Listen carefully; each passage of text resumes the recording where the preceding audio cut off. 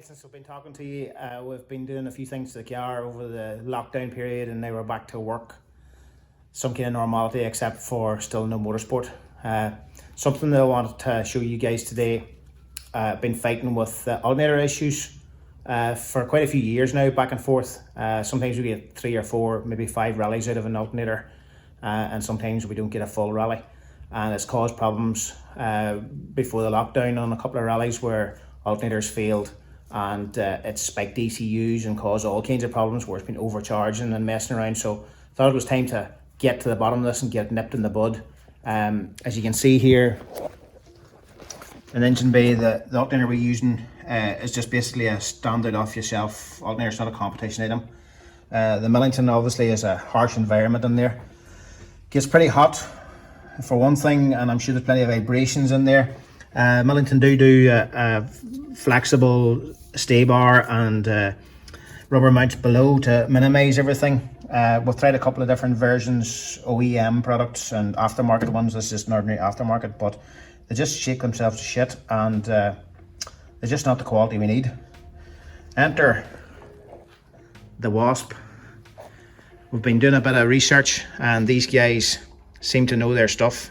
So we got onto them, and they've sent us over this new unit. It looks, if it's anything like the box, it's going to look good. Like their logo. I'm sure they're going to like their products. Plenty of packaging.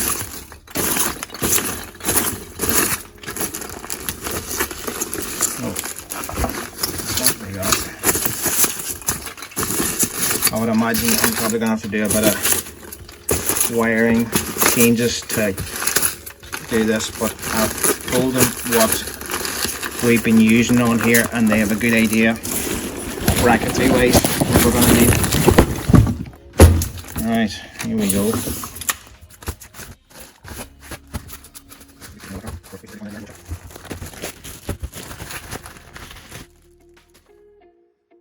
Well, package anyway.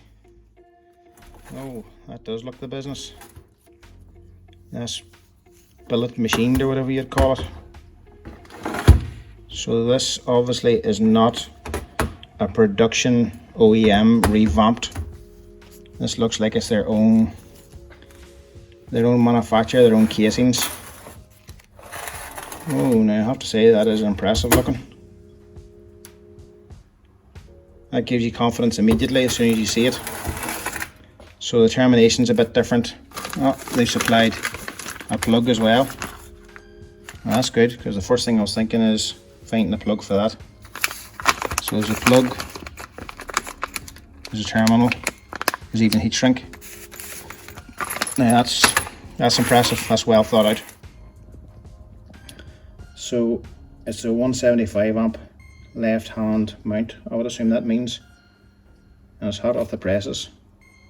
Manufactured 20th of the 8th 20. So this is just manufactured. Right, next thing to do is to get this baby on here and see how it mounts up. The bracket orientation is correct. It's probably a bit beefier in around there, so I'm not sure it'll be a straight fit on, but we'll soon find out. Okay, next thing to do is get it in here. So handy wee click of the fingers and it's installed. Alright, there's a bit more than that, but you know the usual. So it sits in there nice. Looks like it was made for there, isn't it? Fitted straight onto the bracket. Everything lined up. I put a slightly longer drive belt on, just to give it a little bit more adjustment back and forth. The little plug that they had was easy wired in. I'm chuffed that was supplied with the kit, because too many stuff come without the bits that you need to fit it, and you end up rooting around trying to find crap. But that was straightforward. So get her fired up now. See if she's charging, I suppose, is the main thing.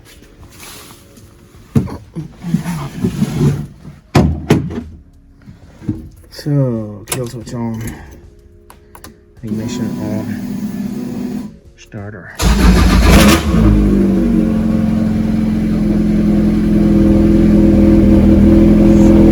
See that there? 14 volts.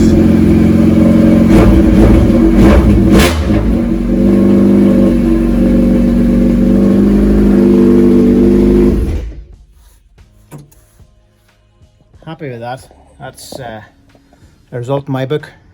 Simple, straightforward. WOSPerformance seems to have come up trumps. We'll rally it now, see how we get on, but I have a good feeling about this one. When you see it coming in a well-packaged box, a billet-made casing, 175 amp output, and all the bits and pieces you need to fit it, it's a sign of quality. So we'll see how we go. I'll keep you updated. All the best.